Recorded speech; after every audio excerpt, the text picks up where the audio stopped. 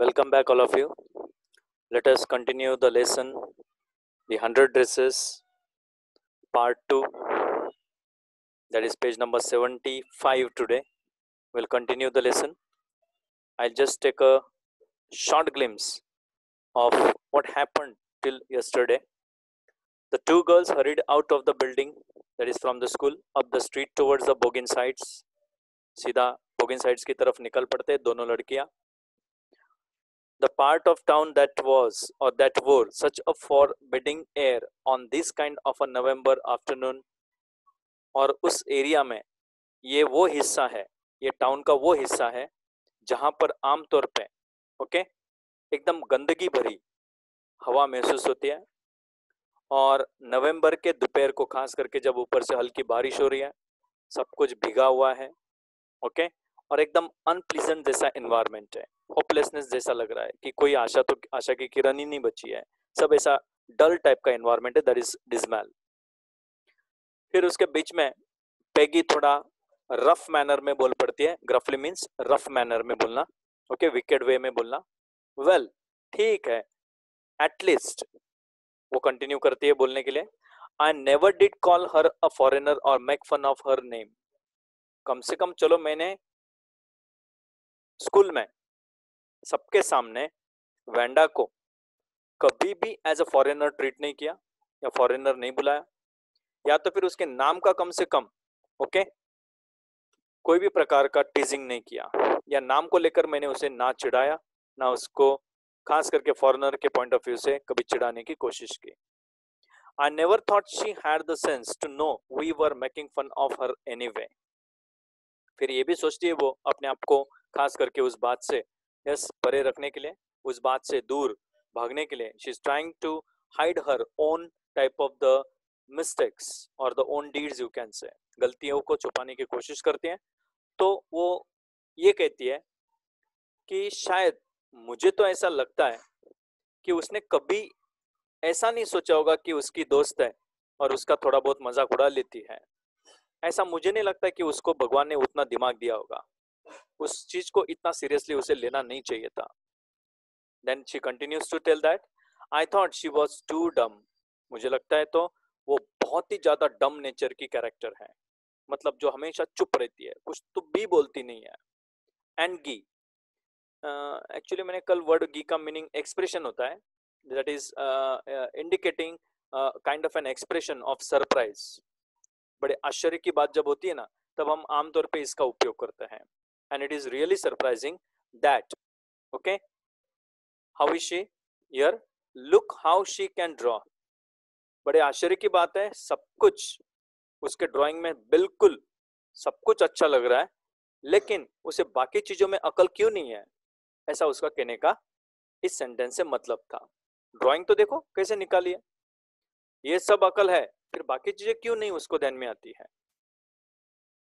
Maddie could say nothing. Maddy कुछ भी बोल नहीं पा रही थी. मैडी केप्ट हरसेल्फ काम और स्पीचलेस.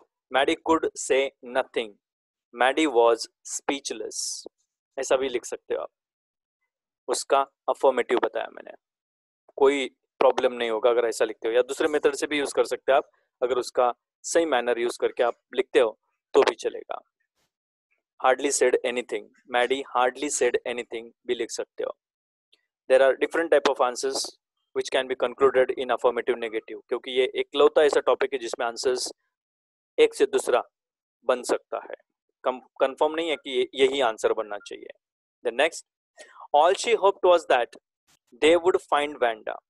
बस उस बेचारी मैडी को एक ही आशा थी कि वो जाकर सबसे पहले वैंडा को ढूंढे, ताकि उस वैंडा को मिलने के बाद क्या करे वो. She wanted to tell her that they were sorry they had picked on her. वो जाकर माफी मांगना चाहती है, किस बात को लेकर, कि उन दोनों ने उसके साथ बहुत गलत व्यवहार किया, हमेशा उसको टॉर्चर किया, हमेशा उसको पिक किया. पिक करना किसी को चुभना या किसी को एक भला बुरा कहना, उसको पिकिंग कहते हैं. Okay, then next, and how wonderful the whole school thought she was. और आज पूरी स्कूल उसको लेकर कितना गर्व महसूस कर रही है, खास करके उसके ड्राइंग्स को लेकर बहुत खुश है। पूरी स्कूल उसकी प्रशंसा कर रही है। The whole school is trying to appreciate her. And second thing, how wonderful the whole school thought about her. पूरा स्कूल उसको वंडरफुल कैसे सोच रहा है। And please not to move away and everybody would be nice. और वो ये भी रिक्वेस्ट करेगी उसको, वांडा को जाकर, कि वो इस तरह से बीच में शहर छोड़ के ना जाए, वो इधर ही रुके और हर एक जन उसके साथ अच्छा बिहेव करेगा, ऐसा मैं उससे जाकर माफी मांग के बोलूंगी, ऐसा वो सोचती है। अब आखिर होता क्या है? उसके बाद जब ये उसके दिमाग में सब कुछ ख्याल आ रहा था, what does she think about all this thing? She and Peggy would fight, okay, anybody who was not nice. उसने तो ये भी सोच लिया कि उसके लिए, ओके, वो और पेगी दोनों मिलकर जो उसके साथ बुरा बर्ताव करेंगे उसके साथ लड़ने को तैयार हो जाएंगे।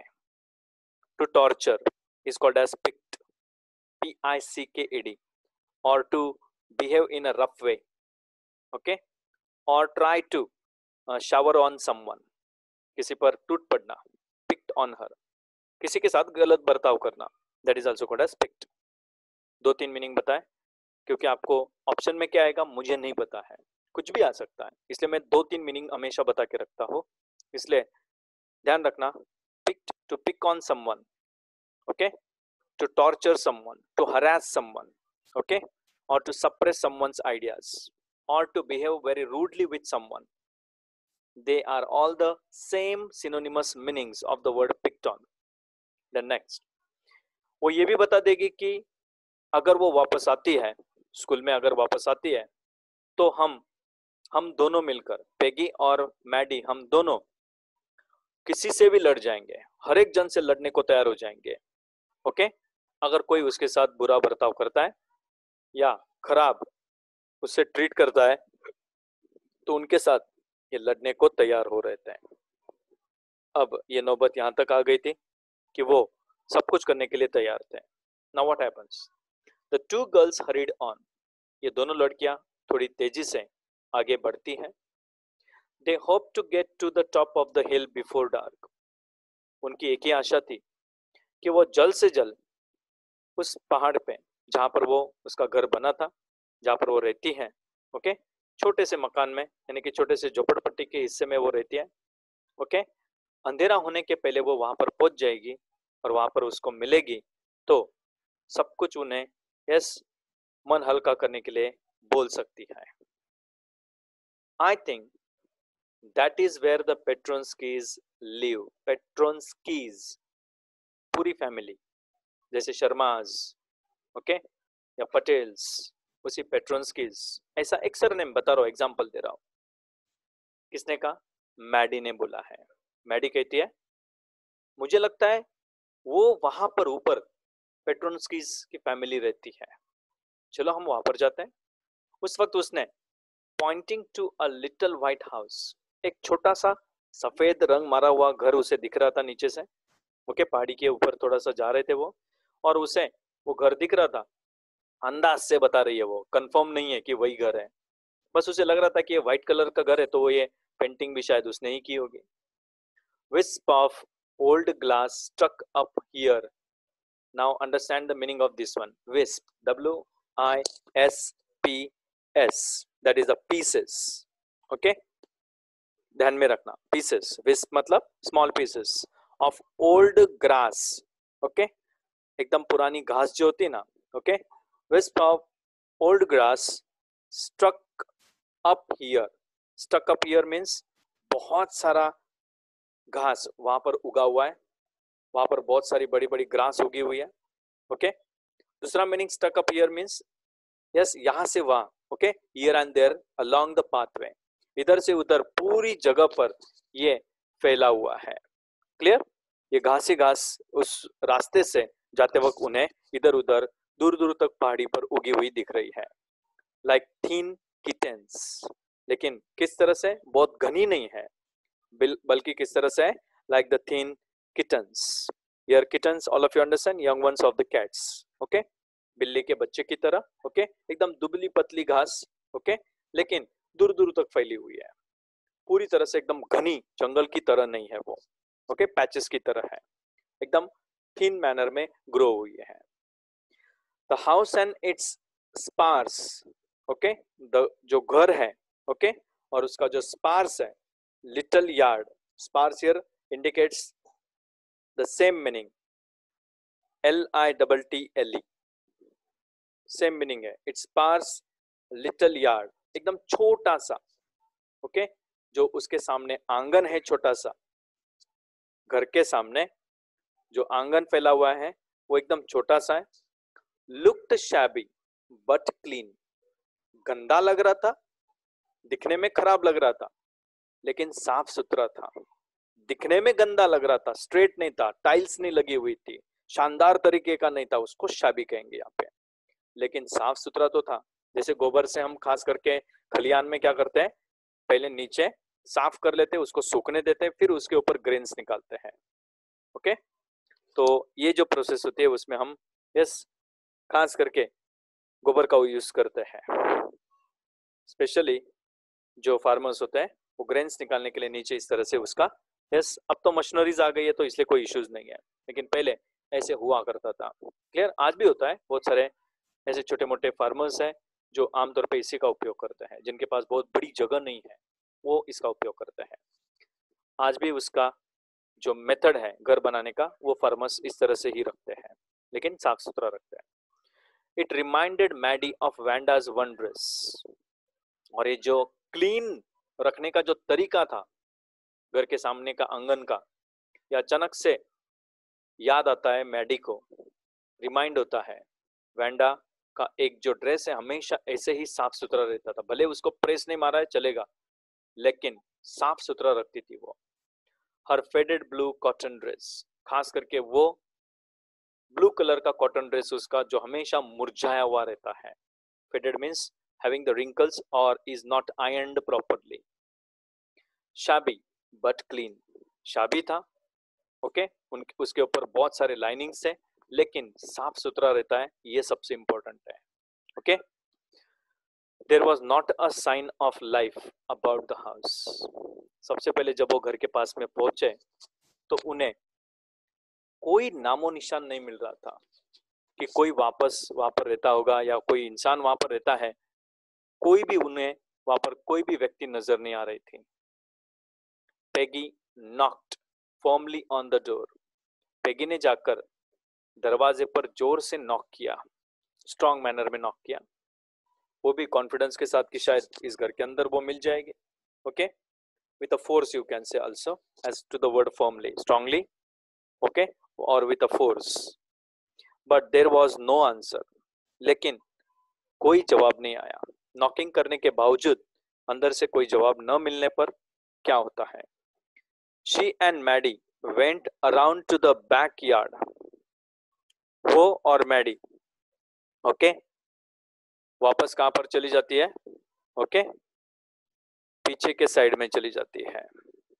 It can be used as a same what you are thinking, that is the tautology can be used in the given sentence. We'll talk regarding all these matters later on, because right now the thing is not to be interrupted. Okay, there was not a sign of lit life about the house. Peggy knocked firmly on the door. Peggy ने जोर से knock किया door के ऊपर, लेकिन अंदर से कोई आंसर नहीं आया. फिर वो पीछे जाते दोनों. She and Maddie went around to the backyard. पीछे के साइड में जो आंगन का खुला हिस्सा है वहां पर चले गए. एंड नॉक देयर, वहां पर भी उन्होंने नॉकिंग किया. Still there was no answer, और यहाँ पर भी वापस नॉकिंग करने के बावजूद कोई जवाब नहीं मिला. Now what happens. ओके, आखिर होता क्या है. There was no doubt about it. इसमें कोई शक करने जैसा था ही नहीं कि वो वहां पर थोड़ी देर के लिए होंगे या रुके होंगे, कोई आजू बाजू में होंगे. इसमें कोई शक नहीं कि वो चले गए कि नहीं. वो कंफर्म चले ही गए होंगे, ऐसा उसे पूरा यकीन हो गया. The Petronskis were gone. उसे कंफर्म यकीन हो गया उसे that the Petronskis have left the house. वो घर छोड़ के चले जा चुके हैं. अब आगे उसके मन में एक सवाल आया, how could they ever make amends. वो आखिर अमेंड्स कैसे करेंगे. That is to show that one is sorry by doing something good.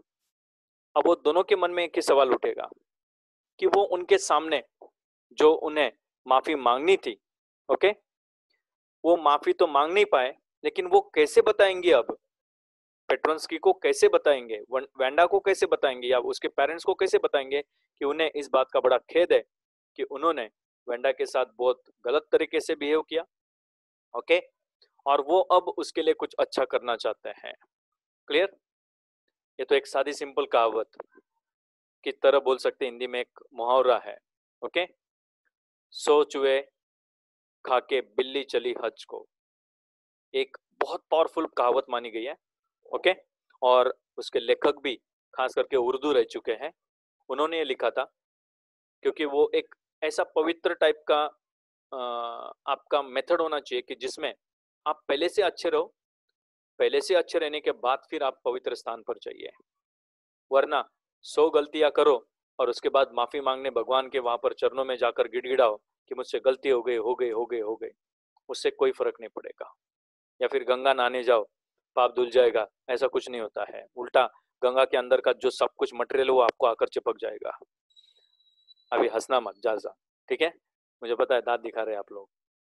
How could they ever make amends. अब वो माफी मांगे तो कैसे मांगे, कैसे बताए वेंडा को कि उन्हें बहुत बुरा लगा है और वो अब इसके बाद अच्छा रहना चाहती है उसके साथ.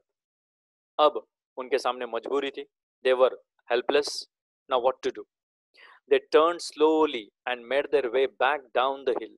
धीरे से उन्होंने वहां से टर्न किया और वो वापस उस पहाड़ी से नीचे, हिल से नीचे उतरते हुए अपने घर की तरफ रास्ता नापते हुए निकलते हैं. पेगी देखो क्या बोलती है. सबसे इंपॉर्टेंट, पेगी को बुरा लगना चाहिए था. अब तक तो मैडी सोच रही थी, पेगी ने बहुत कम सोचा था, सिर्फ इतना महसूस किया था, लेकिन वो भी रफ मैनर में, कहा मैंने बहुत बड़ी गलती कर दी ऐसा वैसा. अब देखो क्या होता है. Well anyway said Peggy, she is लिखो, हैज लिखो एपोस्ट्रोफी एस में, लेकिन यहां पर हम हैज का उपयोग करेंगे, ठीक है. She is gone now, she is gone now, she has gone now, okay. लेकिन बेहतर होगा कि आप she has, present perfect tense, present में बात करो, वो भी प्रेजेंट में, शी इज गॉन नाउ, लेकिन वो परफेक्टली जा चुके इसलिए वहां पर हैज का उपयोग करोगे तो अच्छा रहेगा, okay. She has gone now, अब तो वो तो चली गई है, ठीक है. So what can we do. अब हम क्या करें. What can be done by us, what can we do.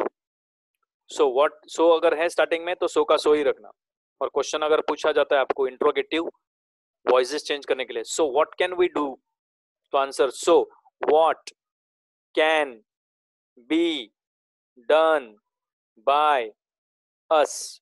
So what can be done by us. Question mark देना भूलना मत, नहीं तो गड़बड़ हो जाएगी, ओके. नेक्स्ट, अब हम करें तो क्या करें. बिसाइड्स, सिंपल का सेंटेंस बनाने के लिए बिसाइड्स का उपयोग किया जाता है, याद रखना. के साथ साथ या के अलावा, के साथ साथ या के अलावा दोनों यूज होता है, ओके. दोनों का उपयोग कर सकते हैं हम, पॉजिटिव या कुछ कॉन्ट्रास्ट बताना है तो भी यूज कर सकते हैं. बिसाइड्स, इसके अलावा, when I was asking her about all her dresses, जब मैं उसे उसके ड्रेसेस के बारे में पूछ रही थी, जब मैं उसको पूछती थी उसके ड्रेसेस के बारे में, she probably was getting good ideas of for her drawings. देखो पेगी बड़ी भयंकर है. पेगी ये कहना चाहती कि जब जब मैंने उसे, अच्छा ही तो काम किया मैंने, सब कहना चाहती है पेगी, जब जब मैंने उसे उसके ड्रेसेस के बारे में पूछा तो शायद उसे चांस मिल रहा था. किस चीज का, पॉसिबिलिटी उसकी ज्यादा बढ़ रही थी, किस चीज के, उसको आइडियाज मिल रहे थे उसके ड्राइंग्स बनाने में, 100 ड्राइंग्स बनाने में उसको आइडियाज मिल रही थी.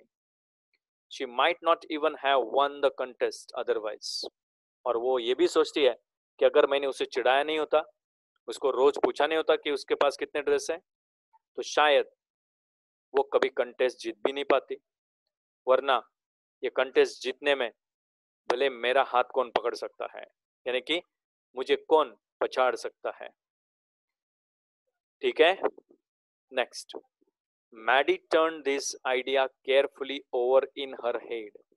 Maddie turned this idea carefully over in her head for it for if there were anything in it she would not have to feel so badly।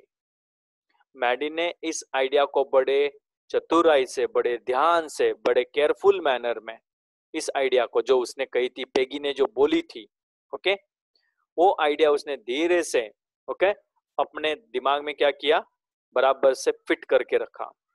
Maddie turned of ने लिखा है, turned of ने लिखा है, सिर्फ turned लिखा है।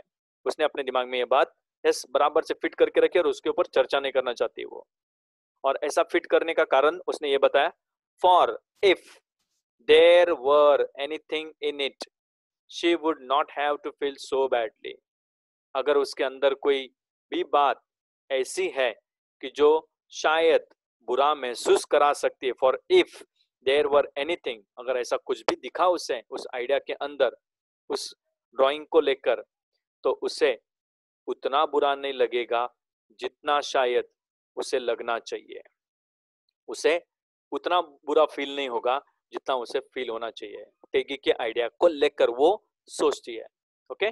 और वो धीरे धीरे माफी जब भी मांगी जाएगी तो मैं कोई ना कोई तरीका ढूंढ लूंगी माफी मांगने का, लेकिन पेगी की तरह मैं नहीं करूंगी, मैं ऐसे बहाने नहीं बनाऊंगी जैसे पेगी बना रही है। अब इसलिए क्या होता है देखो ध्यान से। But that night she could not get to sleep. उसने सोचा कि वह चैन से अभी सो सकती है, लेकिन सो नहीं पाई।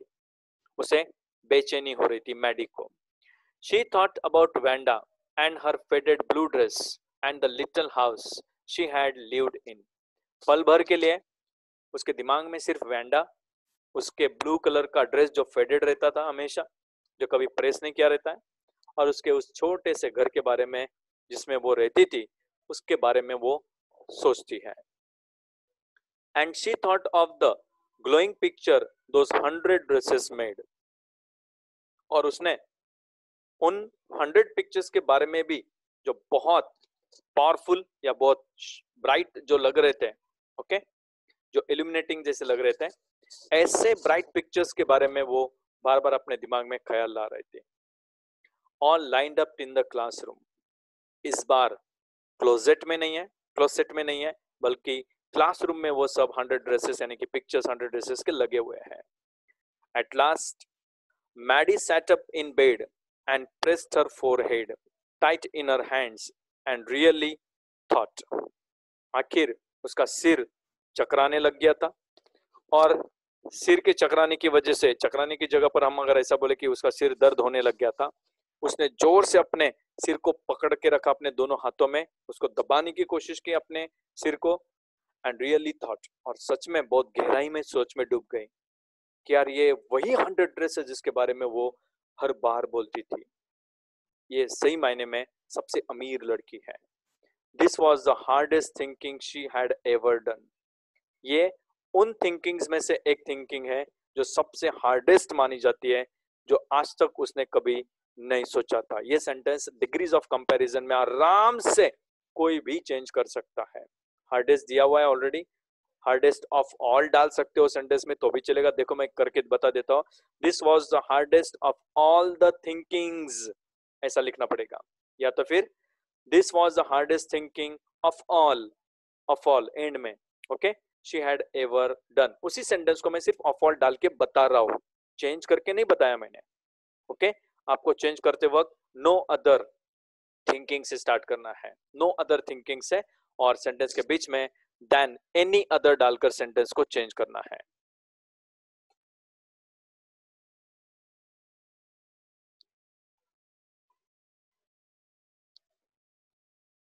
Hello, okay. The next point is, at last Maddie sat up in bed and pressed her forehead tight in her hands and really thought. And this was the hardest thinking she had ever done. आज तक उसने इतना hard कभी सोचा नहीं था, इतनी गहराई में कभी सोचा नहीं था. After a long time, she reached an important conclusion. बहुत लंबे समय के बाद, बहुत देर के बाद आखिर वो एक फाइनल कंक्लूजन पर आती है जो बहुत इंपॉर्टेंट लगा उसे. ओके, और वो कंक्लूजन क्या है उसके बारे में यस कंटिन्यू करते हैं. क्या दिया हुआ है? She was never going to stand by and say nothing again. She was never going to stand by. To stand by. कभी किसी चीज को क्या ना करना? Stand by. She was never, okay, going to stand by and say nothing again. Meaning एकदम simple है to stand by. Just find it out. I'm asking just simple meaning. That is, okay, you can say support also. Okay, according to the given sentence. She was never going to support and say nothing again.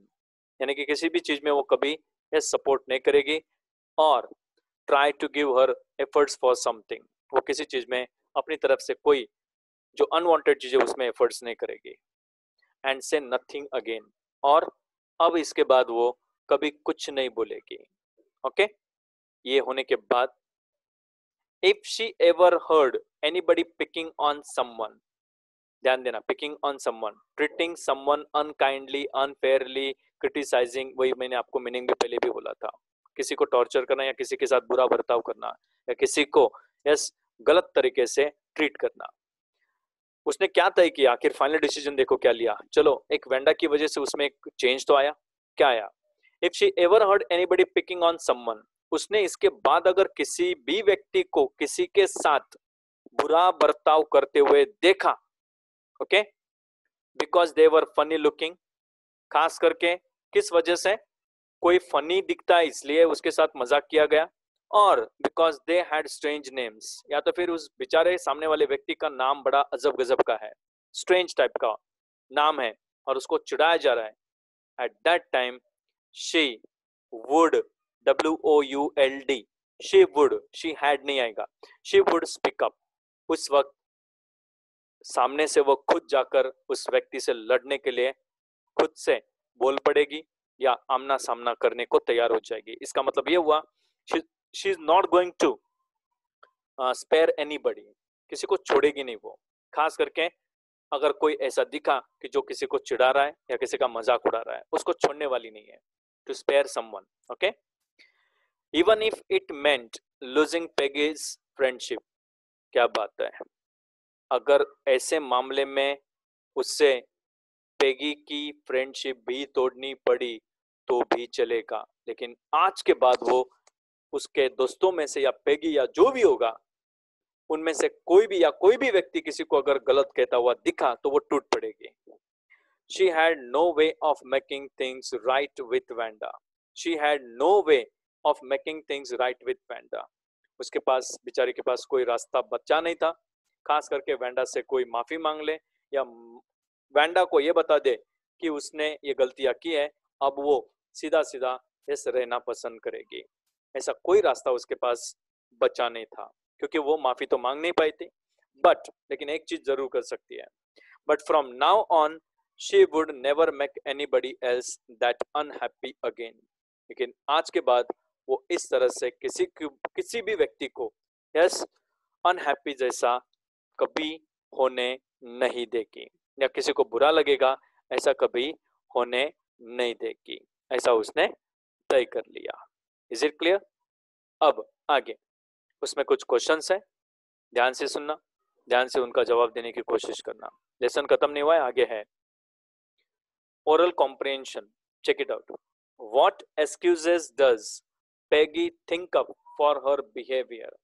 Peggy ने तो बहुत सारे अपने behaviour के लिए अनगिनत प्रकार के एक्सक्यूजेस ढूंढे थे. मैंने ऐसा नहीं किया था, वैसा नहीं किया था, उसकी वजह से ऐसा तो हुआ, उसकी वजह से उसने ड्राइंग तो निकाला, बहुत सारी चीजें उसने बताई है. और क्यों? क्योंकि वो उन मैटर से एस्केप होने की कोशिश कर रही थी. She is trying to hide her own, okay, activities especially which were mistaken by her, okay, or the mistakes which she has done. She is trying to hide herself from all these matters. Clear? ये कारण आप and में mention करके answer ending में अपने तरीके से and कर सकते हो. What are Maddie's thoughts as they go to Boggins Heights? Maddy के विचार क्या चल रहे थे, क्या विचार, क्या ख्याल उसके दिमाग में आ रहे थे. ओके, जैसे वो बोगिन्स हाइट्स में पहुंचते हैं तो उस वक्त उसके दिमाग में घर तक पहुंचने के पहले क्या क्या दिमाग में आया वो लिखना है आपको. Last, why does Wanda's house remind Maddie of Wanda's blue dress? क्योंकि वो बिल्कुल वैसा ही, भले ही शाबी था लेकिन क्लीन था. ये कोई भी कुछ भी करके ये वर्ड आना ही चाहिए आपके आंसर में, वरना वो आंसर इतना अप्रोप्रिएट जैसा नहीं लगेगा. At the end of this page you can see there are beautiful dresses again. She has drawn many pictures. Out of them some pictures are given in our textbook. Now I request